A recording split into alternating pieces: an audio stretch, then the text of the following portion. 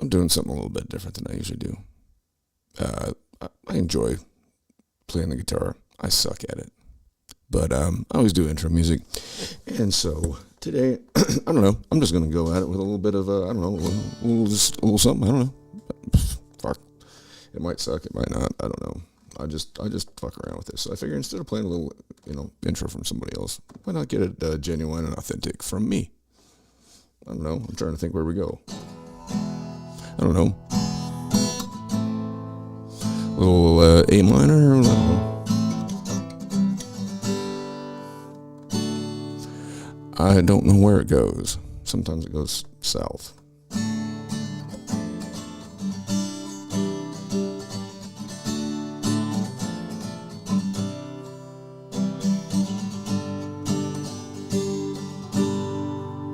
Oh, you know what I'm not doing right now? I'm not playing with an authentic the Mike Files pick. And here's one of them right here. This baby. These are handmade. All right. These are, of course. Why wouldn't the camera do its little thing? The tops I make of these with either white or red oak, and then I pour the rest with a clear resin epoxy that I like to tint with a glowing powder. And then I shape and size them accordingly. Now this one's a little bit thicker. This is more of a bass guitar type plectrum. I have one here. This is just all resin. I like this one for the acoustic. It gives it a little better sound. Yeah, that's a nice ring to it, huh? It's not bad. Not bad.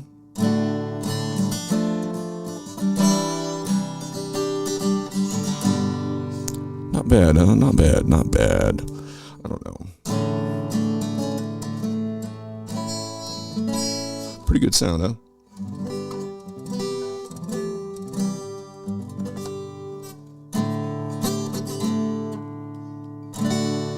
Not bad. I'm trying not to play any cover songs here. I don't want to do that,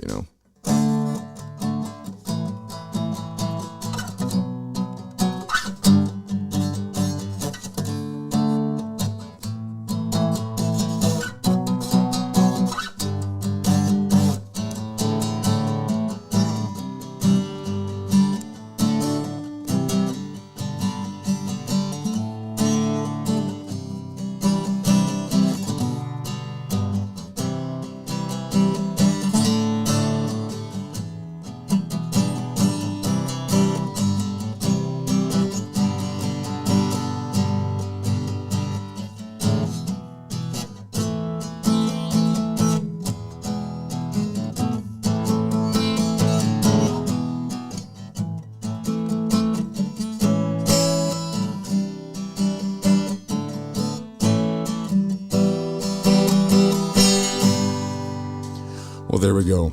There's your intro. Fuck it. Let me hang that's an old ass. This is an old ass Alvarez I've had for years. Oh, we'll hang that puppy up. All right, you guys heard enough of that shit. Anyway, I just figured I'd do that today instead of playing something else. I know, I suck. What do you do? Nothing really.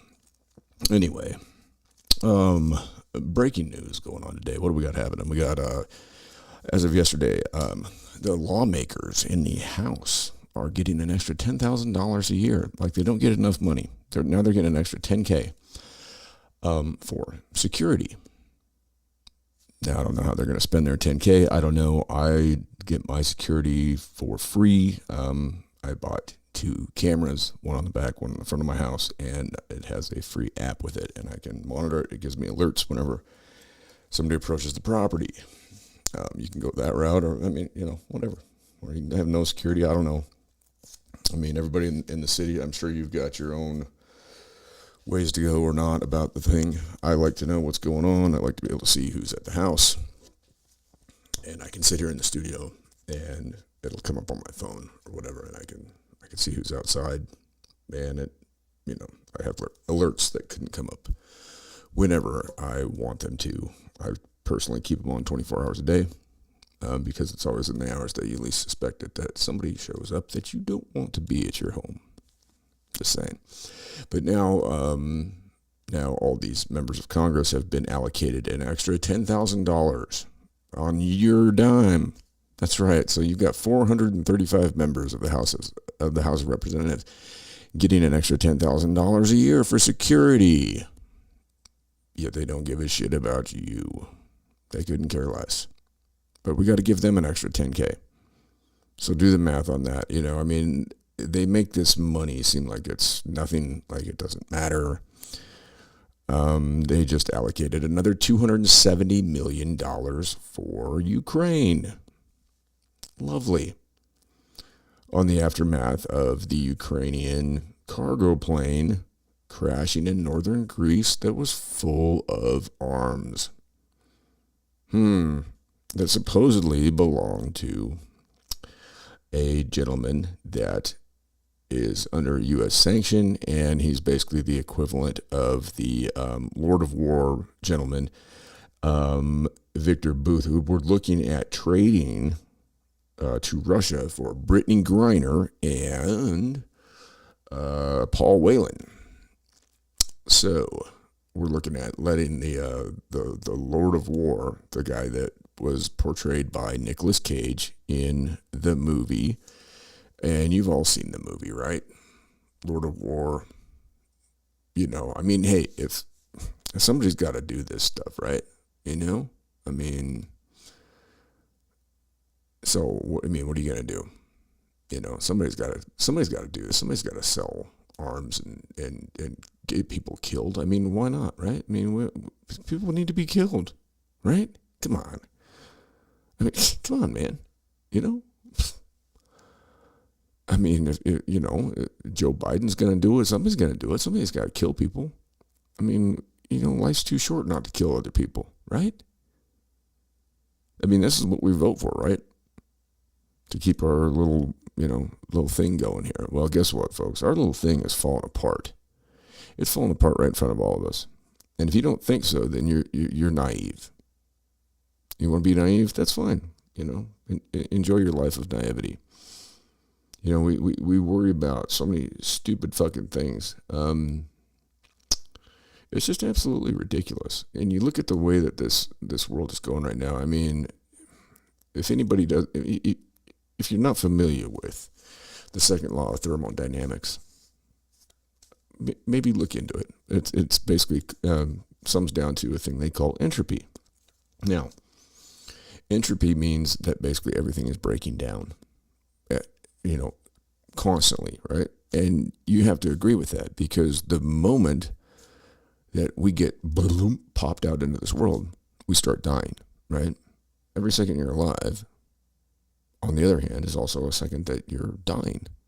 So every word that I speak and you listen to, if all 3.2 listeners out there are listening to, then that's another second that you're dying. So, yes, you're welcome. Thank you.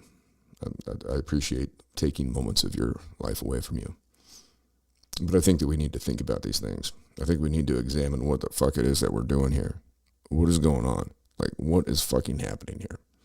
We all want to argue about pronouns and gender identifications and fucking sexual orientation and whether or not we should teach kindergartners about these things, which I happen to think that's probably not something that little kids need to, really get into.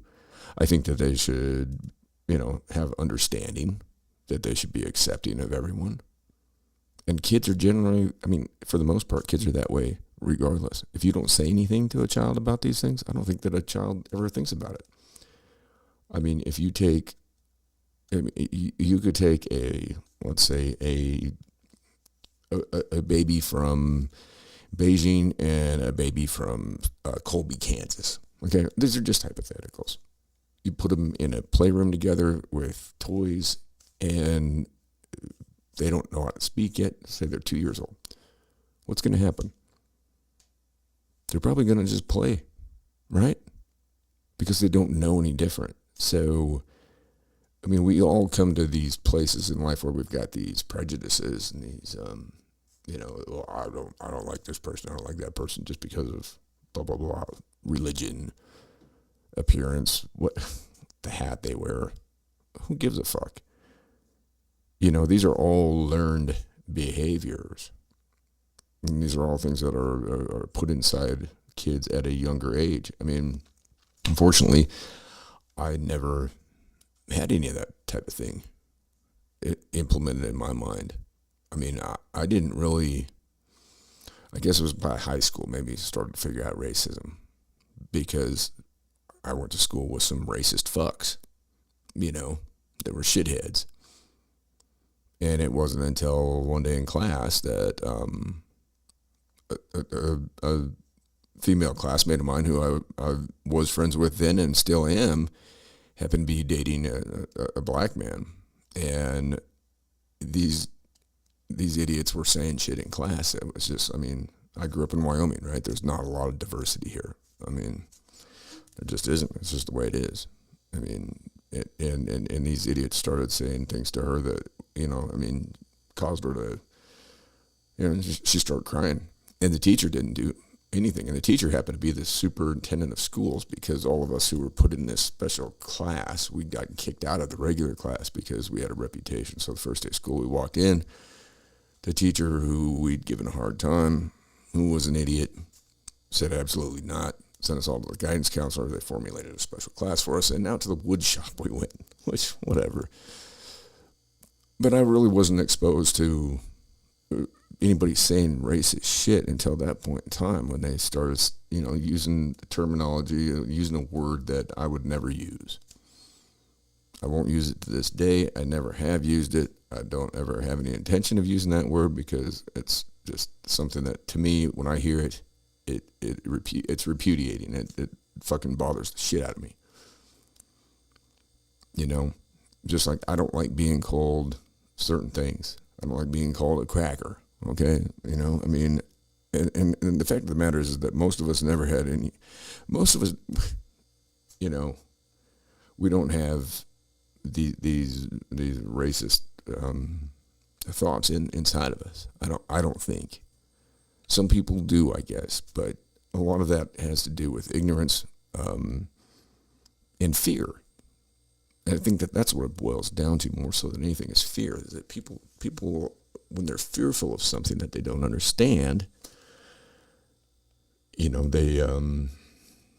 tend to let that drive them. Whereas people, on the other hand, like myself, I don't know that there's much that I fear out there. I don't, never really have. I've been through enough near-death experiences and through enough shit that I'm really not scared of my end, because I know it's coming, and it's inevitable, right? Like, we're all going out, every second we're alive, we're going out. So why do we persist? This is my question. This is my existential crisis, is why do we persist in this fashion? Why do we hate, why do liberals not like conservatives? Conservatives don't like liberals. Why did the term liberal take on such a negative connotation? Where did it morph? Because to me, being liberal is not necessarily a bad thing. I don't think. I think to be liberal is, to me, if you look at the construct of the word and its meaning, it means that you're liberal, liberty, right? Like, everyone wants to talk about liberty in this country, but is it just liberty according to you? Like, what you think it is? Or is it liberals don't want people to have firearms. Is that liberal? There's all these weird, constructs that have kind of reversed themselves, it seems like. Being conservative, okay? All right. In what area are you talking about? Are you talking about fiscally, socially, religiously? Everything that they teach is that, or they try to teach, is that the reason this country was founded was because of the persecution of the Pilgrims, the Puritans, right? That the puritanical, whatever they were behind with the hats with the buckles on them. I don't know who came up with putting a buckle on. Did they have buckles on their hats? Did they really? Is that just something that we've, kind of drummed up over the years? Excuse me. I just had to turn the fridge off. I don't necessarily understand why you'd put a buckle on a hat or why you'd dress like they did. Did they really look like that? I don't know. Maybe they did, maybe they didn't. I don't know. It doesn't really fucking matter at this point, does it? Because it's all happened and it's all done. And we sit here and we argue over, are we in a recession or are we not in a recession? Well, historically speaking, the way that a recession is defined is that if you go through 2 quarters of a fiscal year and you've got, a severe decline, then you're in a recession. I don't know if we are or if we aren't. I would say that we're probably more in a depression than a recession. I mean, anybody gone grocery shopping recently? So what's it come down to? What's it come down here? I mean, it comes down to the almighty dollar, right? And that's what's upsetting, okay? Is that it's all about that money, that money. And it's stupid. We live in a world that is full of abundance. There is enough out there for all of us.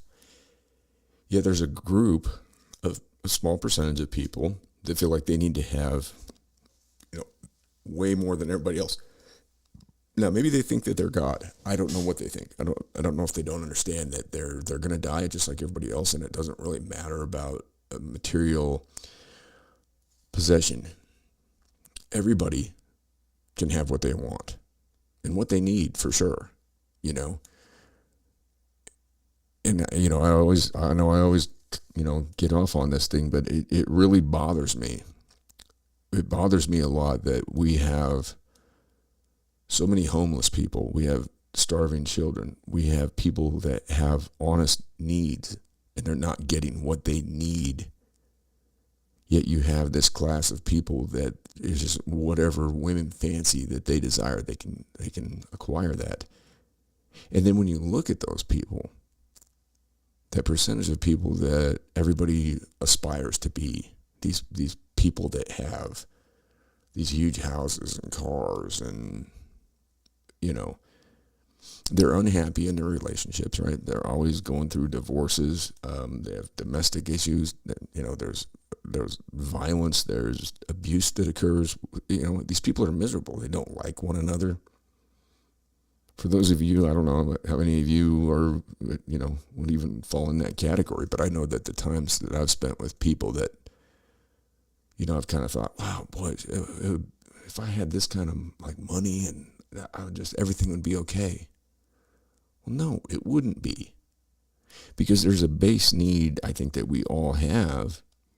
And number one, it comes down to love, right? We all want to be loved. We all want to love somebody. I mean, that doesn't mean, I'm not going to sit here and say that's between a man and a woman. I mean, it doesn't matter. Love somebody. It doesn't matter who it is.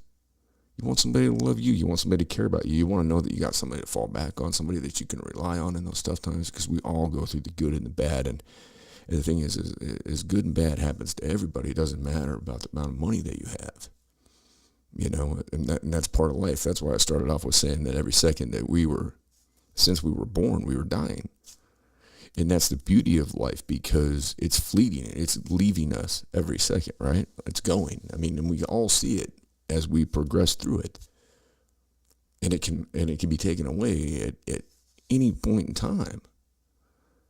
So when we sit here and we listen to the news and we talk about the economy and finances and the dollar, don't you think maybe that shit, life would be better without all that shit? If we just had what we needed and then on top of that had what we wanted? Because we could do that. But it takes a paradigm thought shift up here to get away from this. You know what I'm saying? Now, it could happen. I don't know if it's possible, but it could happen. I've brought this man up a number of times, Jacques Fresco. If you haven't ever listened to him or checked out the Venus Project, take a look, take a listen to what he has to say and what the people involved have to say about their proposed ideas. And I think there's a lot of quality to it. I think the way they look at it and the way Jacques Fresco looked at it is through an urban setting, and not being an urbanite myself, I mean, obviously people that live in areas like I live think of things a little bit differently, but obviously in an urban setting, the things that he says, I think would be something that could work. But he's talking about a complete restructure, and basically saying, hey, look, if you want to play golf, you go down to the golf course. And you don't have golf clubs. You go down there and they have the top of the line golf clubs. And they give you a bag of clubs and the golf balls, and you go out and you play golf. And then what every person has to offer to society, they offer. Because you have people that want to do different things, right? You have people that are drawn to writing, philosophizing. You have people that are drawn to mechanics and building and designing things. You have people that are drawn to playing music. You have people that are drawn to all sorts of different things. And the way that society is set up, I think a lot of times that people miss their calling in their life. And I think that's a big tragedy when you spend your life, in the grind, doing something you don't like. How many people come home from the end of the day? If you're looking at the clock all day, just waiting for the time that you can punch out, how many people out there are like that? How many people? Ask yourself seriously. Like, do you sit there at work and dread it?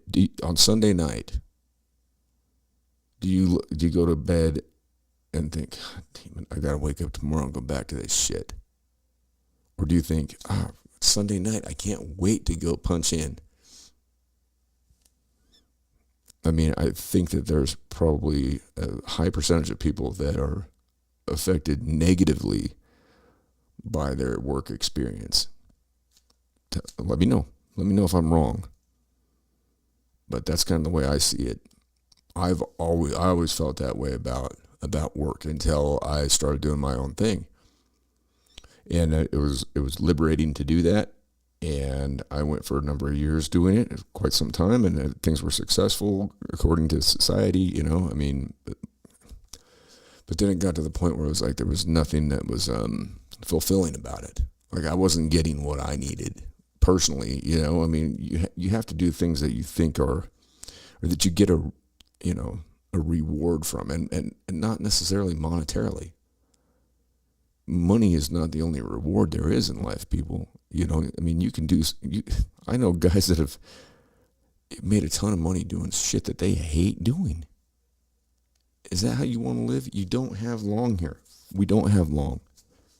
If you could go and you could talk to the people that have had their life taken from them just inexplicably it happens like that. It can, I'm sitting here talking to you all right now, and I don't know if there's a drone that's dropped something that's going to fall on my head in seconds. It could happen. It could happen to any of us.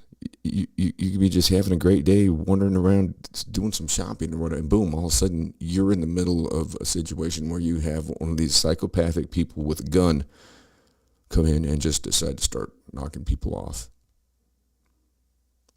And where does that person come from? What's happened to them? What have they gone through in life to get them to that point? Now, certainly there are people that are miswired. I don't know what we do about that. I don't know the answer to everything. I don't know the answer to anything. And that's part of the beauty of it too. To sit here and act like we all know the answers and this and that, and we all have these opinions is, it's a little bit narcissistic, to tell you the truth. The one thing I know is that I know nothing. That's all. I can tell you that. I know I've made mistakes. I know I'm going to continue to make mistakes. But I know that there's also going to be good things that are going to come, and there's going to be bad, and that's part of it. Like I said, every second we're alive, we're dying. So life is duality. When you look at the yin-yang symbol, that's what it is. Because on the side of everything good that happens to you, there's going to be something bad. It's just it's cliche to say it, but what goes up must come down. You have ups and downs in life. And then that's where love comes in, right? So like say somebody you love, they're going through a down time, right? And you're going through a good time. You reach down, you lend your hand, you pick them up, you help them, you dust them off, say, hey, it's going to be all right. It's going to be okay, man. I'll help you, I'll help you get through this.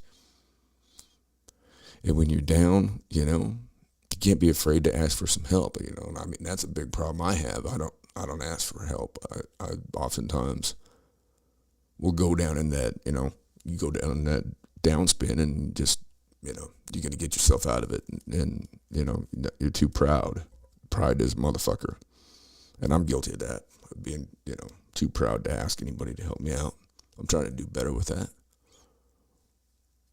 But you look at it like that's not doing better if you got to ask for help. But everybody needs help along the way. Everybody needs a pickup. Everybody needs somebody to reach down and grab their hand and pull them up and help them dust off and, you know, get back on their feet.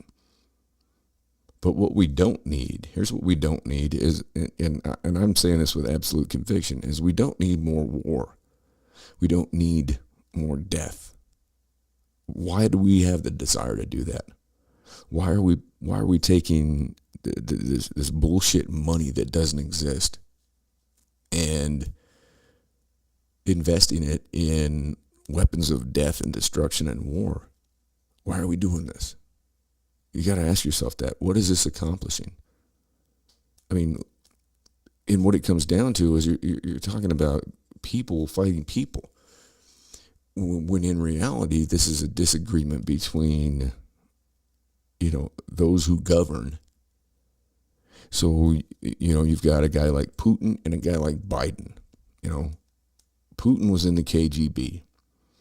And they said that part of the reason that I think he got out of it, and they said that he was reckless. Like, he didn't give much of a shit about himself, and he would make decisions to do things that, you know, were self-destructive and destructive of those around him. But I listened to a speech he gave the other day, and I don't take any of these politicians at their word. But what he was saying was pretty interesting. I mean, he said, hey, the West and the European Union have done this to themselves. His point of view is that the reason they went into Ukraine was because 14,000 people had basically been shelled and killed in the Donbass region of Ukraine, which is Russian Orthodox. They speak Russian, and, you know, he's saying that the Azov Battalion, who are basically neo-Nazis, have been taking these people out. And since 2014, 14,000 people have been shelled and killed in that region by these agencies of Ukraine. Now, I don't know. I've not been there. I can't say one way or another. But he was talking about how they can't, you know, he's talking about food and Putin, the way it translated in Russian is food stuff, which is, it's kind of the word sounds kind of silly when you say foodstuffs, but that's what he was talking about. And he's saying, hey, look, we can't transport anything. He's like, we want to cooperate with the world. We have a lot of resources here, and we want to be able to cooperate with any other country that will cooperate with us. And basically that he's not coming, I mean, he wasn't coming off like he's some kind of a monster. Now, I can't say one way or another. It was just interesting to listen to this come out of this man who's supposedly this terrible monster. And it also sucks to see that, you know, when you see so many innocent people lose their lives, when you see families being separated, the whole thing that's gone over there, it was completely avoidable. Completely avoidable. And from my chair, I can't sit here and say definitively one way or another. I know that NATO was, you know, encroaching on Russia, and you can also understand their need for, you know, sovereignty. You know, I mean, it's just like I don't know. You know, Russia and China have made an agreement. They're, you know, sounds like from everything I see, they're going to start their own currency, and the United States is in trouble. I mean, with the petrodollar, I mean, you know, Joey Boy assured everybody that through these sanctions that it was going to cripple Russia. Well, it hasn't, because the ruble is it's performing better than any other currency on the globe. So did this work? Did it work, Joey Boy? Doesn't seem like it did to me. I don't know. It's really disheartening to sit back and watch all this shit go on, because, quite frankly, the only thing I want to see is that everybody lives, you know, that everybody has the best path to their passing that they can possibly have. And I think that we have the ability to do that for everybody. There's enough death. There's enough disease. There's enough disaster. There's enough, inequity that goes on. We need, where do we just stop with this? Where do we drop our swords and our guns and just, sit down with somebody and have a meal? We all have the same goal. We all have the same thoughts in mind. We all want to, even if you're not raising a family, you still, you should be afforded, the ability, the capacity to spend because every day is a dying day. You can say your dying days start at whatever point, like when you get, diagnosed with a terminal illness or when you reach a certain age, but every day is a dying day. Let's be honest about it. There's enough out there that could end us. I mean, think about being a person that had to live in a cave and fire was your only amenity, where you didn't have the things we have. Look at the things we have. And think about what happens if through these arguments that we have, and let's face it, the arguments that we have, and when we say we, like I'm saying we as an American, but I don't honestly look at it like that. When I say we, I'm talking about everybody, right? Like, it doesn't matter what country you're from. You didn't pick what country you were born in. And the fact of the matter is that where you were born, when you were born into it, you had some sort of leadership, right? And so because your leadership argues with another country's leadership, and it's like a bunch of different fucking stupid ant farms that want to fight each other, when in fact, if the other ant farm is just like, built a tunnel or whatever. I mean, that's what's happened with Mexico and the United States. I mean, look at most of our southern border we took. I mean, we basically took this whole country. When I say we, when you say we, it's kind of it's kind of a weird term, I guess, to use, because I didn't have anything to do with it. You didn't have anything to do with it. None of us did. Nobody out there had anything to do with slavery, right? I sure as hell didn't. You didn't. There's no possible way, unless any of you are fucking 400 years old. And if that's the case, then I'd like to have an interview with you, because it'd be interesting to talk to somebody that's seen 400 years of history pass. None of us had anything to do with it. What we can have something to do with, though, is making this this fleeting existence a little bit better for one another. I mean, I was thinking about this yesterday. I'm outside. I'm trying to bring my yard back. I had a number of trees that were suffocating everything, and so, I was out there aerating the yard yesterday. I got to bring it back. I've got to kill all the weeds off. I've got to seed it all, and I have to get a new sprinkler system installed. And I'm out there pressure washing my driveway off, and I'm thinking, you know what? And I might do this today. I'm just thinking, you know what? I've got all these tools and abilities, right? Now my back hurts, my legs hurt. I've got nerve damage. I can't feel my feet. It is what it is. I keep walking, tripping, falling, stumbling, whatever. But I was thinking, I should just go and start knocking on doors, because I don't know my neighbors. Like when I was a kid, and I'm living right now like 300 yards from the house I grew up in. I knew everybody in the neighborhood, and I'm driving around yesterday, taking a load of brush out to the brush pile, and I'm looking and I'm like, I don't know any of these people. I'm like, I should, even though I look the way I look, and people are scared of me and think that, oh God, it's a tattooed, long-haired guy. I'm thinking I should just go knock on doors. Be like, what can I do for you today? Like, can I pressure wash your driveway? Or can I, I see you got something on your house that needs to be fixed. Can I help you with that? And just, offered, I think, by doing something like that, if we all looked at things that way, that we would be doing a lot more good than we would harm. And that's why I always end the podcast with the phrase, do no harm. And honestly, I try to do that in life, even though I still screw up and do harm. And maybe by doing the podcast, I'm doing harm. I don't know. That's not my intention. My intention is not to do harm to anybody. My intention is to just try and reach out. I mean, I want to make a connection with each and every person that listens to this. Honestly, I do. Do I do a good job of that? Post facto, probably not. There's a lot that goes into doing this. There's a lot that to do something like this, it does take quite a bit. I mean, and people don't understand that. And that's fine. You don't have to. Just like I want to understand you, but I don't, but I'm trying, it's understanding. And that comes down to compassion and love and not doing harm.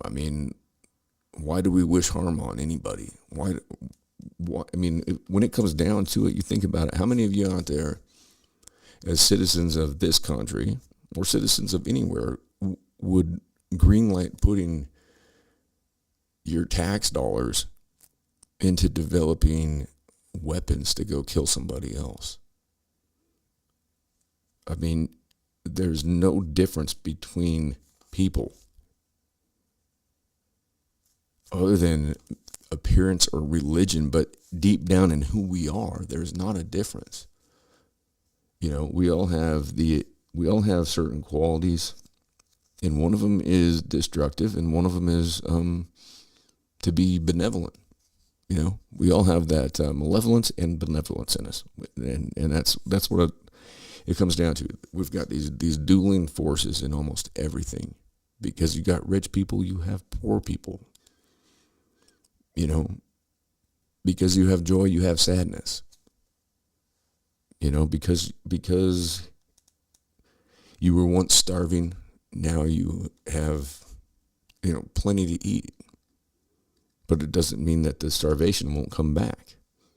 It's all an up and a down. It's a yin, it's a yang. There's duality in everything. So my question is, what do we do to eliminate the malevolence?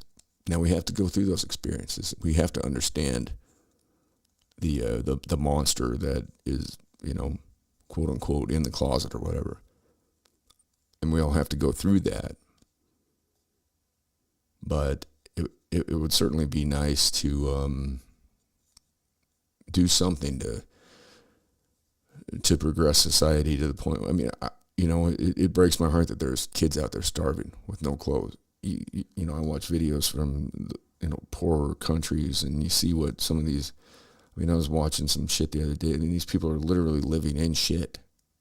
In garbage piles, and they're huffing, inhalants. It's glue. Every one of these people is walking around with a bottle of glue, and they just got it up to their, and they pick garbage, and they sell garbage. They literally live in a garbage dump. And then when we sit over here and talk about electric cars and shit, and bitch it, liberals and conservatives, and we call each other names. Every day that somebody calls me a neocon or a libtard, if I can get called both those things in one day, I feel like I'm on the right path, And I do. I get that all the time. And I think that there's things from both sides of the fence, but to be so selfish, to think that,